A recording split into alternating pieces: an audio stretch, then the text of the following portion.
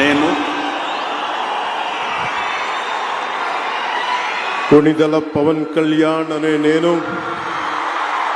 శాసనం ద్వారా నిర్మితమైన భారత రాజ్యాంగం పట్ల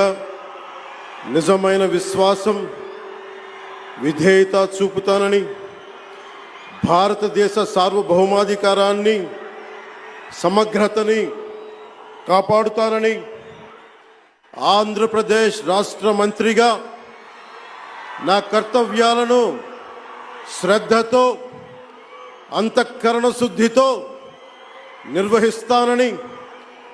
భయం కానీ పక్షపాతం కానీ రాగద్వేషాలు కానీ లేకుండా రాజ్యాంగాన్ని శాసనాలని అనుసరించి ప్రజలందరికీ న్యాయం